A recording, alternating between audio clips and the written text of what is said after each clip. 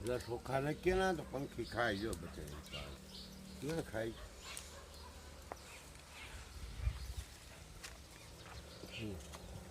અહીં રાખ કશો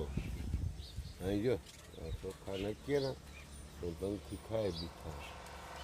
કેટલા પંખી આવે આ જતા ખરી આવે ને ખાય ત્યાં સિકુડીમાં એટલા હુંકરીને મારા તો કેટલા કે આ ઓલી નારિયેરીમાં તો એટલા છે આપણી નારિયેરીમાં સોમાહામાં તો તાણ નહીં એટલા મારા કરી